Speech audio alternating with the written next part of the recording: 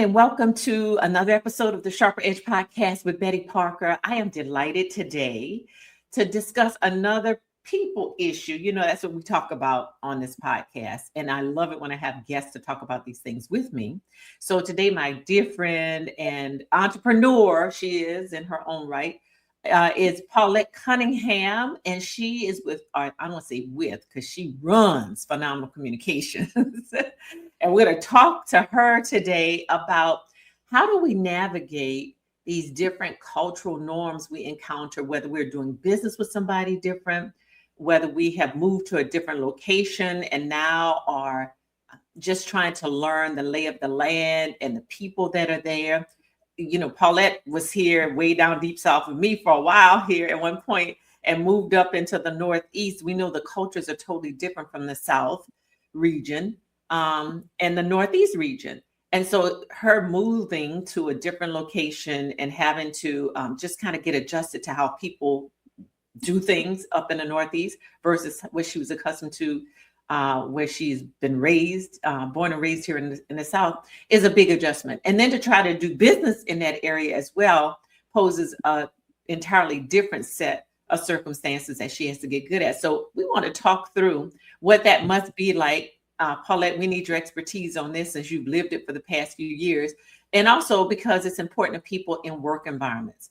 If I am going into a new job and I have to understand the culture of that new job, how do I adjust? How am I able to navigate the various personalities that exist in there, the different standards that have been set by leadership, and then be effective on my job, you know, while trying to find a way to fit in. So welcome to today's episode. And I'm looking forward to everything you have to say about that. Tell us a little bit about Phenomenal Communications. Great. Thank you, Betty. It's so wonderful to be here. I appreciate your invite to share on your podcast. Phenomenal Communications, LLC, DBA, Phenomcom, was started years ago in South Carolina as an idea. I was a teacher, and I had delivered a professional development for my coworkers one year. And at the end of it, it was about The Secret, you know, that book and the movie, The Secret. And my principal was, you know, at the end of it, she declared, "You are a motivational speaker. I've seen a lot of speakers, but you're a motivational speaker." And that rekindled a love for talk in me. I had grown up speaking, poetry contests, et cetera, et cetera. So I started the company on paper, and that was it. And years later, I started it in earnest. I was starting the journey of caring for my mother, who had Alzheimer's, and I knew that I would not be able, or I felt that I would not be able to maintain a job outside of the house and also give her the dedicated time that she would need. So I made the leap to I said, you know, why don't you just work your business? So I started working the company in earnest at that point. And, you know, gratefully, a blessing it was, the school district became my biggest client, you know, so I started working in the school districts in a different capacity. So that's the genesis of Phenomenal Communications, LLC. So we focused on leadership development, team building, and professional/personal growth. 5 years ago, just about 4.5 years ago, I transitioned to New York City, just as a life transition. My mom had made her transition, and I was in South Carolina for a few years after that. And I wanted a change. I wanted to be in a new environment that would nurture the next level of growth. Being home in South Carolina was a tremendous amount of growth, represented a tremendous amount of growth for me. And I needed that next level of expansion, I felt. And New York City was the place I'd settled on and I'd wanted to come to for years and hadn't. So I made the leap. And so since relocating to New York City, where my company landed was in the aviation space. You know, surprisingly enough, it was like an alignment of the stars or a blessing from God. You know, an opportunity became available at, you know, one of the major airports here. And I came in for, you know, a couple of months. That was the thought in the beginning. It ended up being 2 years that I was on that first engagement. And I was like, great, let's do customer service in the aviation space. It just stuck and it made sense. And because of my background and my experience working as a teacher with young people, I understood the talent pool that was there at the airport.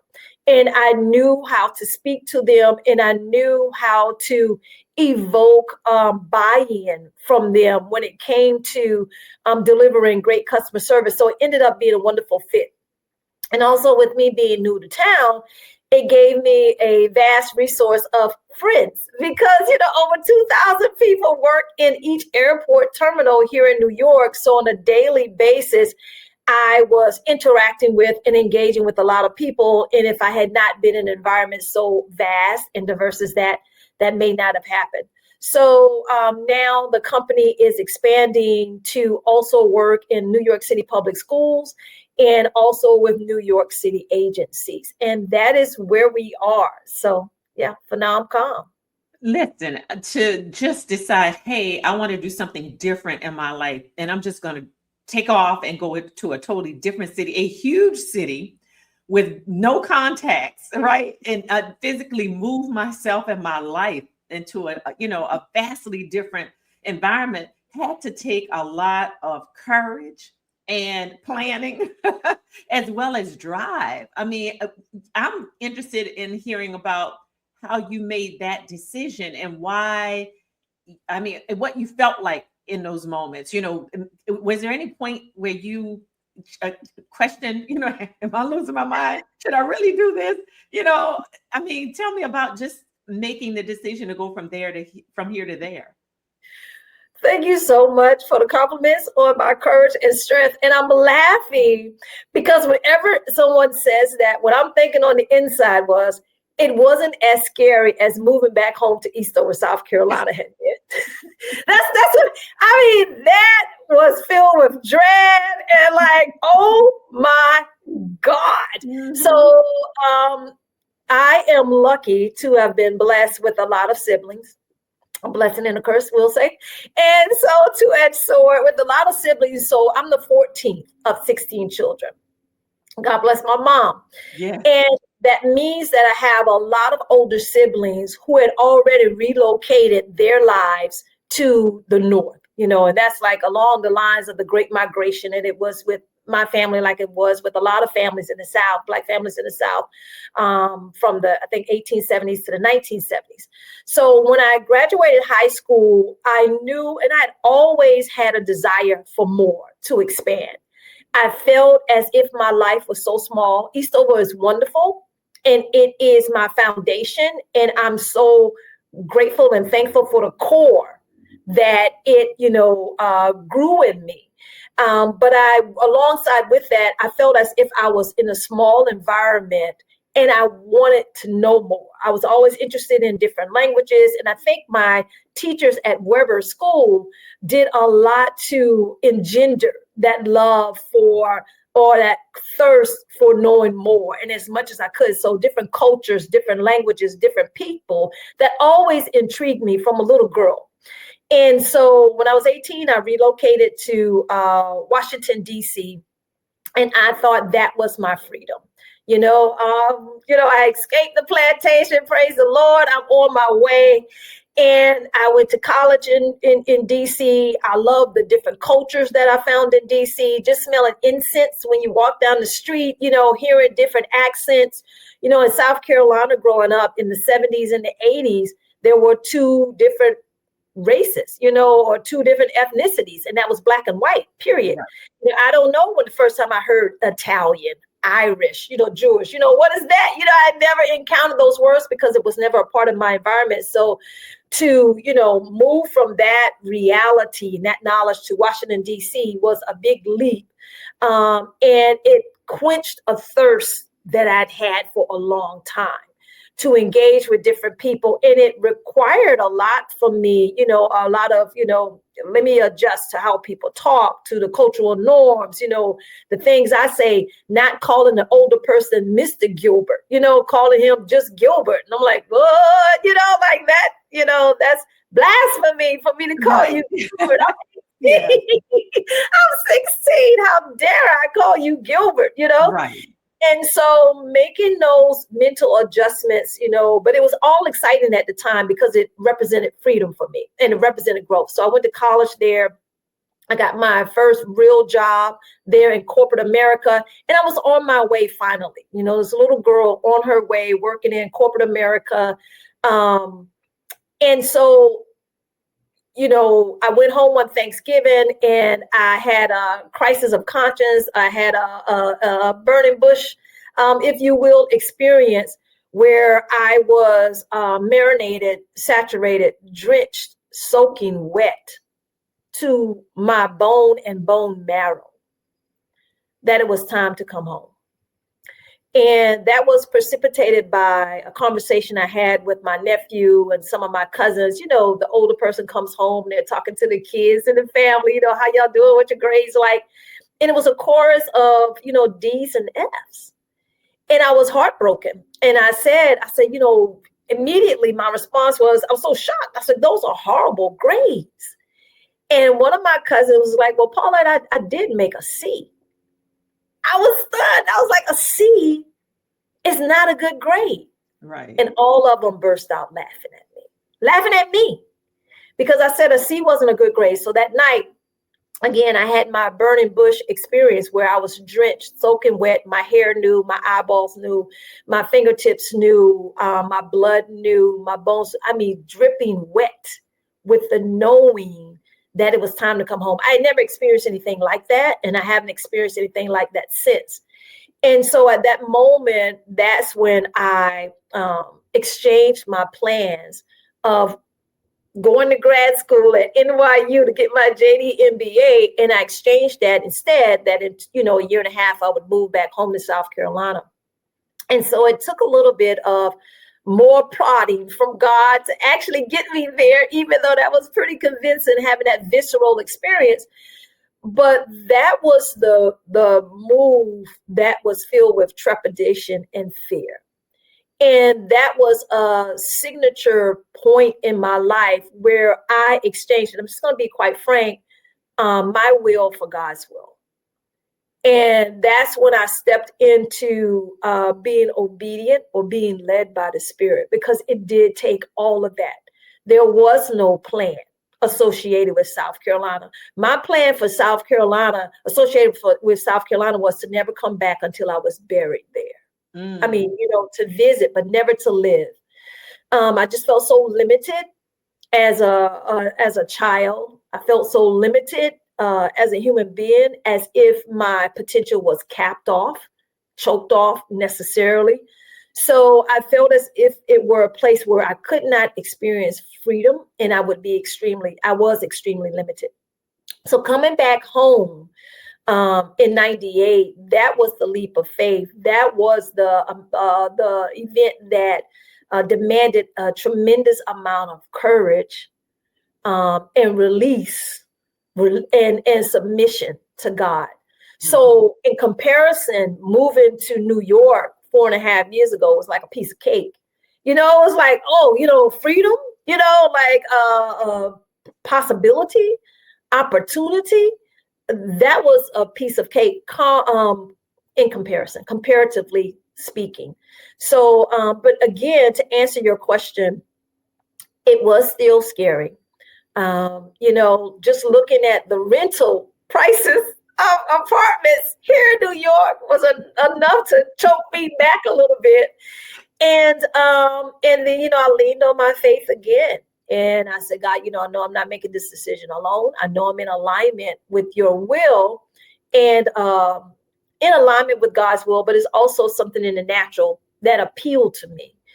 And so you just do. And every step of the way, Martin Luther King said, you don't have to see the whole staircase, just see the next step. Every step brought more light. So just making the declaration, and going on LinkedIn to look for a job, because that's what facilitated the move. I came in as an employee. So all of those things opened up more, looking for the apartments, even after I had the job, I was like, working from home because it was in the middle of COVID, in 2021. So there was no rush to relocate. But looking for the apartment and seeing the prices and making that adjustment in my mind, and then actually applying for. So every step opened up more. It's like, okay, well, if we're going to do this, let's rent our, house. We're going to do this. Let's sell all of the stuff. And every step opened up more and more and more and more. And one of the things I remember when I was selling my furniture, one of the ladies who came over to buy like my living room set, she came driving, simple things seemingly. She came driving a U-Haul. And she was like, 10, 15 years, maybe 20 years older than me. And she came, not 20, maybe she was 10, 15 years older than me. And she came driving a little U-Haul. And I was like, if this woman can drive a U-Haul, I can drive a U-Haul, Yeah. And because I was like, look at this lady, she's driving a U-Haul. And I had never driven a U-Haul, but I knew I would have to. That was part of my journey to New York. So again, every step I took and every plan I took action on, I actually moved on. Once I made that movement and took action, it opened up more clarity and I was able to see more of the staircase. I could see more steps, but it took me acting on, a part of the plan in order to open up the newness of what was next. So it was a very piecemeal, piece by piece. And then lastly on that, so I came up as an employee. That ended, a few months after me coming here, unexpectedly, surprisingly. But a new thing opened up where it launched me into operating as an entrepreneur in this new environment, in this new location, quite serendipitously. So, but if I had not been here in the first place, that wouldn't have even opened up because, that opportunity to train in this major airport, one of the requirements, they were looking for somebody who was New York City based. And if I still had a South Carolina address, I wouldn't have even been in the running and I wouldn't have been considered. So it took me taking action and placing myself where I needed to be, being in position in order for that opportunity to even be availed to me. So Absolutely. So it sounds like the lesson in all of this for anybody else who might be listening is, if you've been sitting on a potential opportunity or even the thought of, should I make this next move? You have to put yourself in position to receive that. It's not about, I got to sit back here and wait and wonder, or is this the right, a lot of people talk themselves out of the things they should be doing because they go through the what ifs. And so those what ifs will keep you standing in place, marking time rather than moving forward. And even though, according to what you're telling me, even though you can't see very far down the road, you just need to take that next step. So if you feel this urging to move into a particular direction, especially if you have a passion for those things, it sounds like you were driven by a need to expand and to grow. And you knew you were limited in your current location. So your thing was, let me put myself in a position where opportunities exist and where I can go and just, be free to explore those. And it opened up doors for you.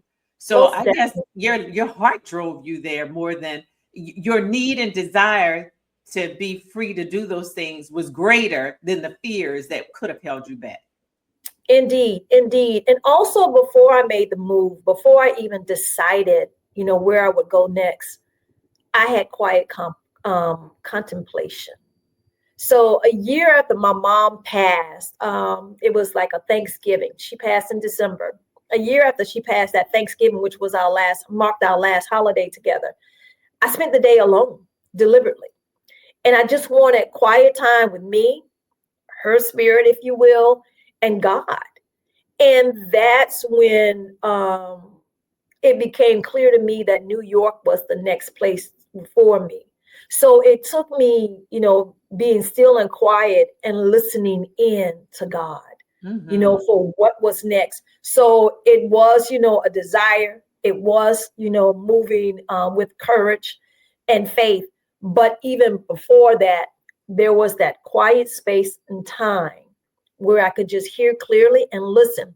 And I like to say those unctions, those urgings that we get is direction. It is guidance. It's our internal GPS system. Mm-hmm. It is our channel to hear from on high. And so, just get quiet so you can make sure that the voice is the voice. Be still and just listen. Yeah, I don't think people recognize the value in that. Sometimes to sit still, for those people who are driven and are constantly moving, they feel like to sit still is to be unproductive. But there is productivity in quieting yourself and your mind so you can have clarity about your next moves and what's currently going on in your life. And so I'm a big proponent of being mindful and to really practice being in the moment and to check in with yourself and your surroundings and do all these meditative and contemplative things that you're talking about. So I would encourage anybody, if you are so busy, in the busyness of life, just moving, but you feel scattered and you feel like you can't find the true pathway to where you're supposed to go, or whatever direction you're supposed to be in, maybe you're moving too much and you just settle down a little bit so you can think through the various possibilities. So you make this move into New York, and you're in a whole totally different environment than what you were accustomed to, and you have to start a business. So was it a cultural shock to you to encounter so many different people, whether it's new clients that you're trying to meet, or you came in an employment status? Was it the culture of the business that you were working in, your colleagues, your coworkers? I mean, tell me about that transition. How difficult, or maybe it wasn't as difficult for you because you're a real outgoing kind of person. So some folks may struggle in something like that where it's, oh, new people, let me go meet them all, for you. The ladder. I was like, new people. Right. And being honest, so a girlfriend from college had guided me to the particular neighborhood where I'm living in Brooklyn, because she had lived here years ago. And she said it was the perfect combination of cosmopolitan, but not too cosmopolitan. It's like a Cosby Show type of neighborhood, right? So I have trees I can see outside my windows right now. I hear birds in the morning. There's actually grass at the park and not just that paddy, so it's not too city, whereas 10, 15 minutes anywhere away from me is different. It's a little bit more concrete and hardscape. So I was very much looking forward to making that transition. But it was cultural shock in a way that I found things that I was familiar with from the South. With the job in particular, I, was surprised because I'm expecting to see all of these upwardly mobile, very, sharp, on the edge of everything at the top of their game. And I found the same human frailties that I witnessed other places. I found adults just being frail in that job situation with lower head and bowed heads and lowered eyes when a counterpart of a different ethnicity came on. And that shocked me because I wasn't, quite honestly, that shocked me. I wasn't expecting to see that. I was expecting to see people who were sure of themselves and they were, obtaining all of the things that, they would do. But I found some of the same limiting mindsets, if you will. And that was a shock that I found in South Carolina. So that was culture shock, but almost like in reverse. Like, okay, wow, I wasn't expecting this. And so that was one thing. But there was, secondly, the neighborhood that I'm in felt like home, right? So I live in Fort Greene, Brooklyn, which is where Spike Lee is from. He grew up right up the street from me on the next block. And a lot of Blacks from the South had relocated, not just to Brooklyn and Harlem, but to this particular specific neighborhood. And I tell you, Betty, the first time I came, even before I relocated, I was up here to do some orientation for a couple of weeks. and I drove by the park in this neighborhood, it felt like community. So it's like the spirit of South Carolina, of being very honest, is in the air. You feel it here. And I later on met someone whose mom was from South Carolina, from the Low Country. And he managed the tennis courts here at the park.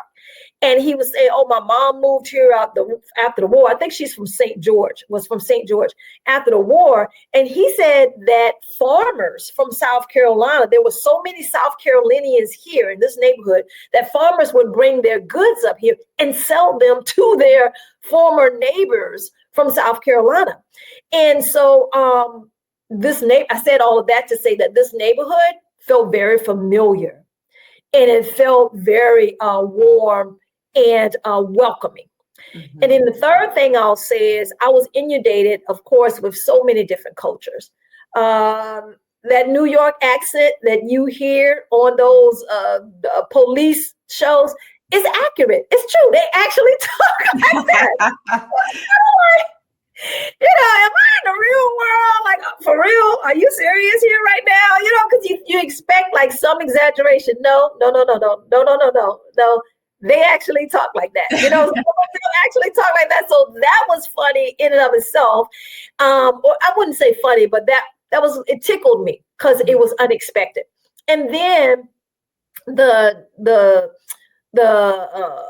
depth of the strongness, the strength of the accents from different places, such as from the Dominican Republic. Strong accent, meaning you've got to attune your ear to understand. So all the time, you're constantly translating in your head, even though it's English to English, you're translating what in the world did they just say? Or just Jamaicans, who've been here for 2 generations, or maybe, who've been here 20, 30 years. But the patois is still so thick. You're translating, what did he just say? Like, let me go back to New York. Go back to DC. I used to understand this and be able to understand. So just that, the great inundation of all of those things and how concentrated it was. Because a lot of flexing through multiple different newness components, as well as the landscape, as well as, traversing, as well as, I got to get on the subway, as well as, what neighborhoods do I not walk in, as well as, all of those things, a big cacophony of all of those different things at the same time. It was exhilarating, but challenging, So, yeah. Yeah, you're coming from, like you said, you felt very boxed in South Carolina. Of course, we don't have the same kind of cultural differences, not to the magnitude that you see in New York. So you went in with your perceptions of what the city life is like. And I think even through your description of how you are in Brooklyn, a lot of the people, maybe I'll say this, I believe many people in the Deep South might think the same thing, that when you think New York, you think of Manhattan, you think of down in the city, right? But when you go into other boroughs, they're neighborhoods, everything isn't like being, So in downtown New York, so you're encountering all of these various people with the different dialects and the different cultures and different languages. It's forcing you to have to think harder to be able to connect and communicate with them, just so you can try to understand, So I understand that's additional work in a sense, but you're finding ways to connect with them. And I would imagine that the same rules apply, whether it's on a social level or an environmental level, where you go down the street and you walk into a store and you talk to whoever the owner of the store is, and y'all have one connection, or you encounter another shopper and they're from somewhere else and you have another connection. But when you walk into a workplace and you're encountering the boss, the manager, the supervisor, or a coworker, a colleague, those are different connections too, that you also have to try to navigate. You have to also listen with a defining ear. Who am I talking to? How am I going to work with this person? What's their style of working? What's their style of communication? What are their beliefs in terms of how this work is supposed to be done? do you see a parallel between how you navigated just your social life and your business life in a totally different setting? Yes, I do see parallels and differences. The parallel is you always want to lead with yourself, right? And I'm South Carolina, period. So I lead with, one of my neighbors in South Carolina, she was like, you keep that Eastover smile in New York. And I was like, I will, I will. It's my mama's smile. Yeah. So you lead with yourself first and foremost. And you tweak as appropriate, right? So, and then you also magnify or concentrate around those who most connect with whom you are.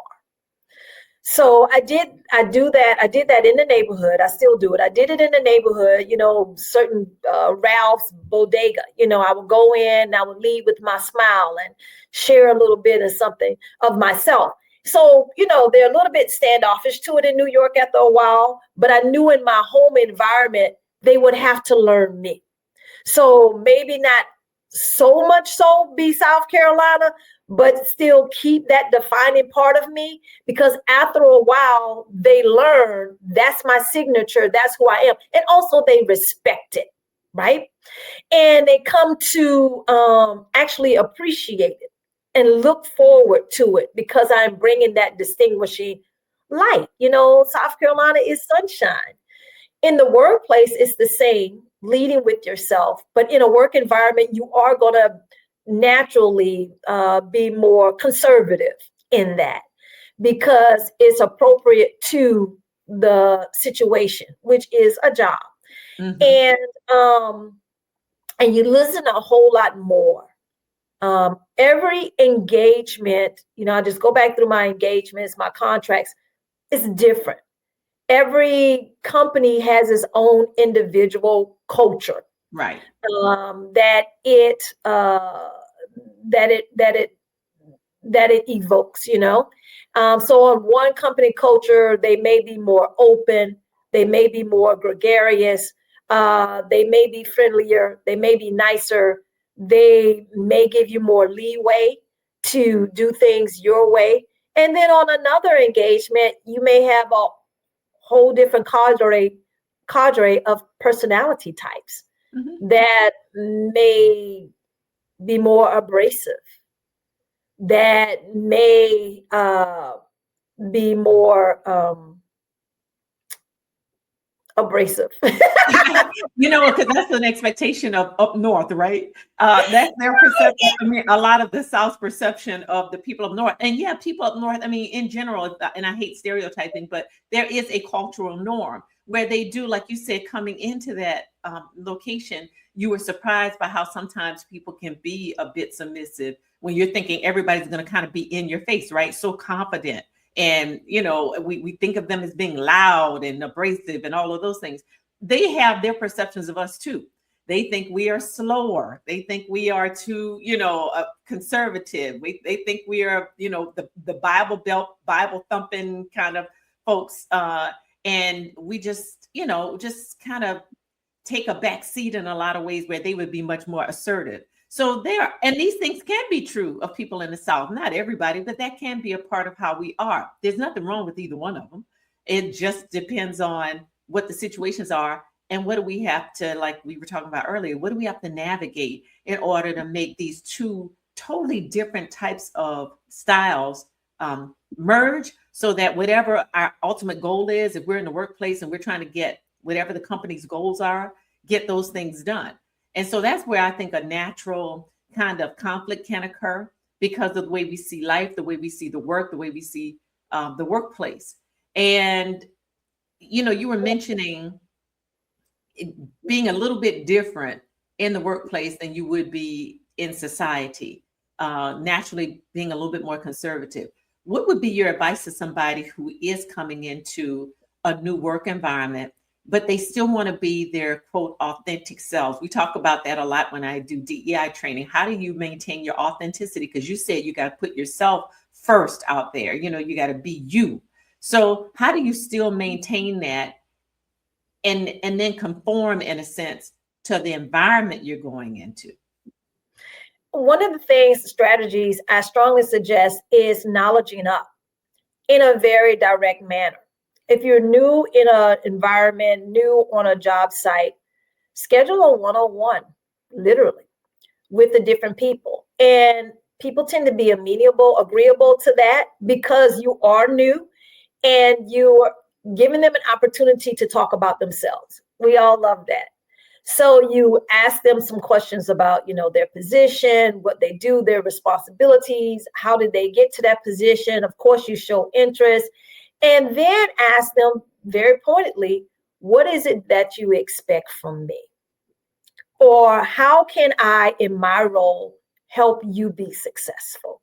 So you ask those direct questions, and they'll be honest with you about what they need from you. Mm-hmm. And it'll also give you insight into their norms and expectations about behavior, about behaviors that that they flow with best, right? Mm-hmm. Mm-hmm. So with each person now, you have like the cheat sheet or the tip code on how to engage and interact with them.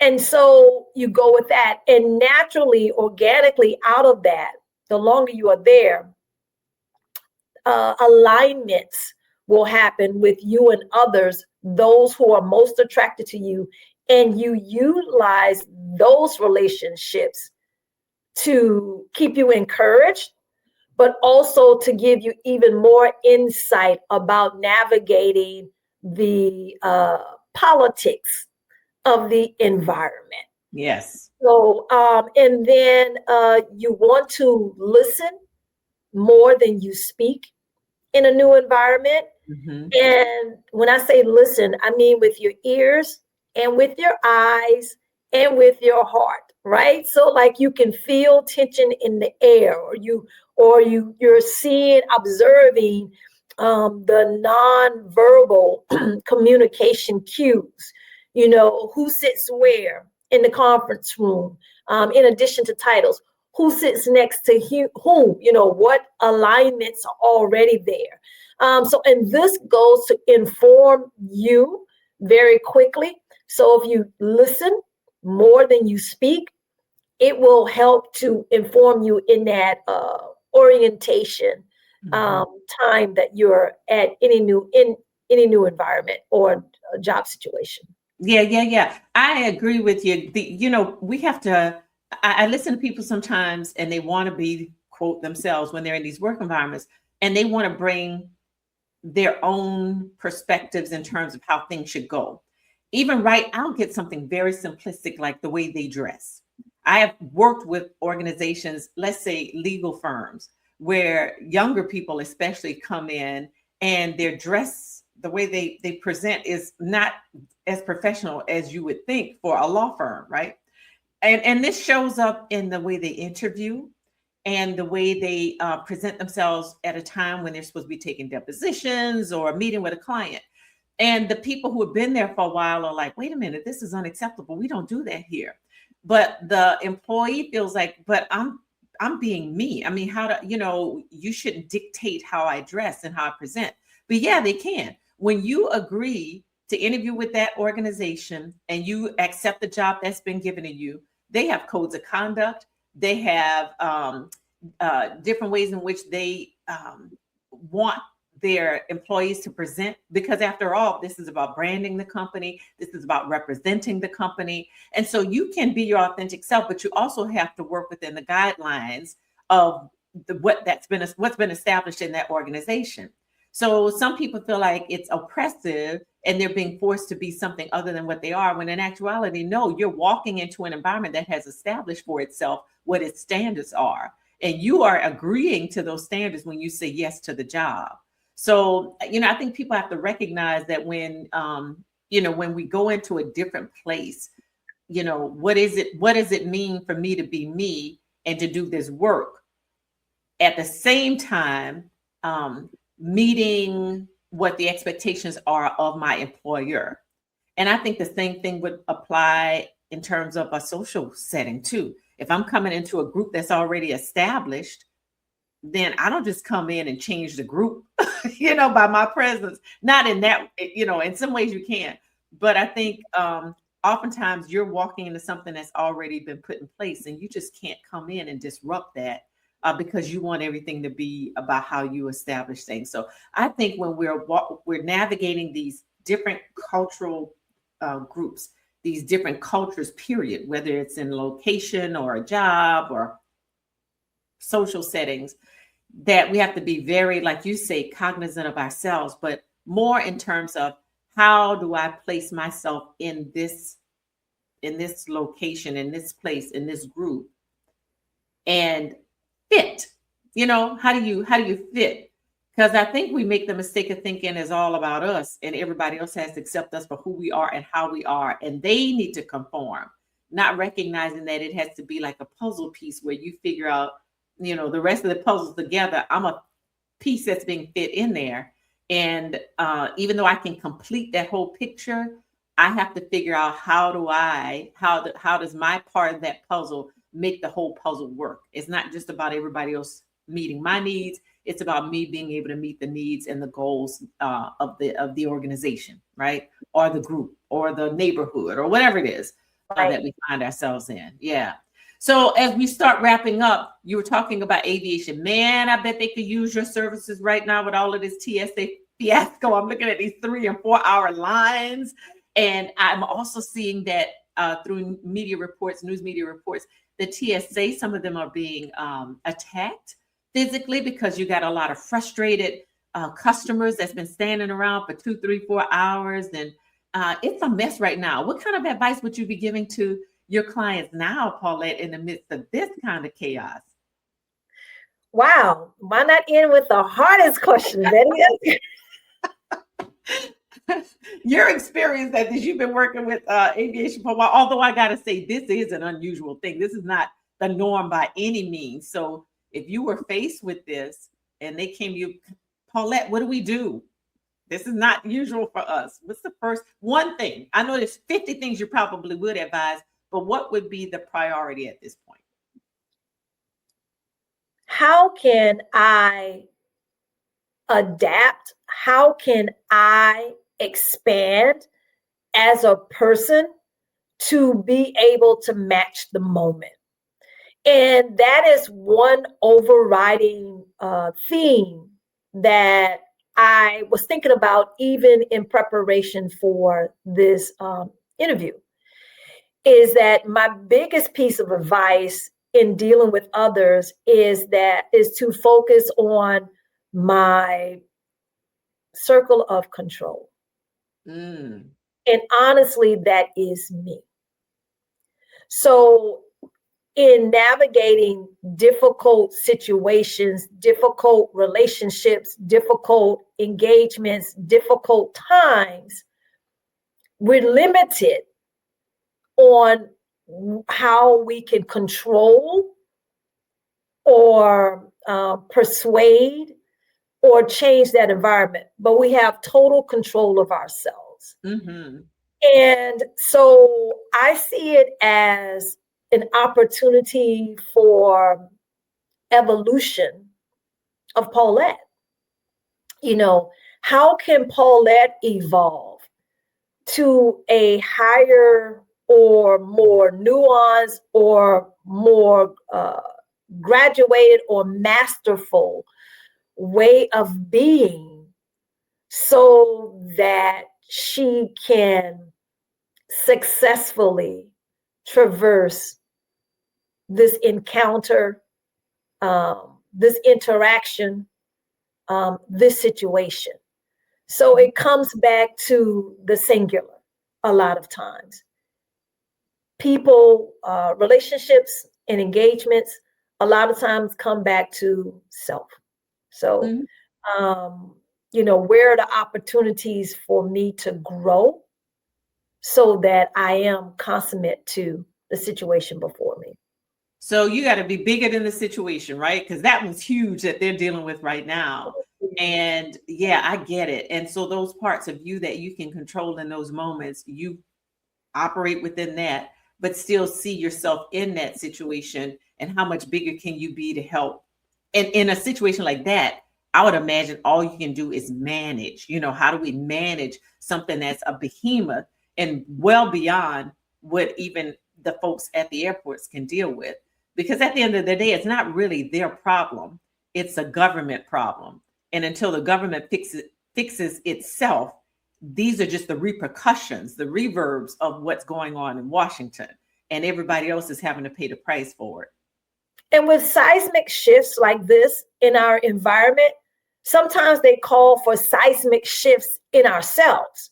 So whereas a potential TSA officer, may be extremely frustrated, this may trigger in them, you know what?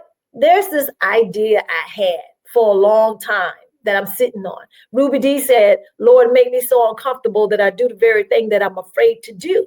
Mm-hmm. So maybe this is a trigger that will propel them or force them, whichever word you want to use, mm-hmm. to do something else maybe that they needed to do anyway. Mm-hmm. So sometimes it's not about staying in the situation, especially when you're talking about extremes, especially when you're talking about something that's so massive and out of the norm. That kind of like signals and replicates the need for a seismic shift internally as well. That's how I see it. Yeah. And I think some people are already doing that, because we're hearing about the, mass call outs, the people who have just the mass exodus, basically. Some folks are just saying, I quit this job because I got to survive. I got to eat. I can't go a month or 2 months without food or without. Because ICE is being paid. ICE is being paid to be there. Right. They're being paid. Mm-hmm. They're being paid. They're really, so, they're coming in and, supplementing. I mean, not supplementing, but they're taking their position, supplanting. That's not the word. It's supplanting, not supplementing. They're supplanting the TSA officers. Mm-hmm. They're being paid. You're talking about ICE? Yeah. Yeah, because they're coming in with a check, and the TSA people have not. Yeah, they haven't gotten. So they're being supplanted. TSA officers are being supplanted. Yeah. In essence, And isn't that like a slap in the face, right? Because the ones with the most experience aren't getting paid. You're bringing in these people who have very little experience with this. They're coming in with a paycheck, so they're comfortable. They can come in and, kind of put their hands in their vests and stand around and not worry about it. But these other people who are working hard every day with no check. And have been trained, federally trained. Right. Yep. Yeah. So I imagine that's got to be a tough thing for them to have to deal with. So yeah, I would hope then, Paulette, after all is said and done, they can call you back in to talk about resilience. Because how do you bounce back from a situation like that when you feel abandoned, I'm sure, in a sense, by the folks who are making decisions about your life, and they're not understanding the day-to-day questions you have to answer, like, how do I pay for gas that's also increased in price? How do I pay for medication? How do I pay for daycare? How do I, all these things that they're facing on a daily basis while these people up here fight back and forth on policy. And so the people that are in the lurch are the regular day-to-day folks. And then they send in so-called reinforcements who are, from what I can see, just kind of standing around. But they can do that because they get a paycheck as regularly as everybody gets paid. So hopefully you'll get that work. I appreciate you taking the time to kind of just stop by for a little bit and talk with me. We've had great conversation, in my opinion, about what it is to navigate these different cultures. I hope the people who are listening, who might be facing this themselves, have gleaned something from it that they can assert and quite possibly put into effect for themselves. And we welcome your comments. We welcome your thoughts and your ideas. Any respectful feedback you'd like to give, we appreciate it. Drop it in the comments. And we invite you to come back again next week for episode number 33 of the Sharper Edge podcast. Thank you, Paulette, for being here this week. And thanks to everyone for stopping by. Have a great week. Thanks.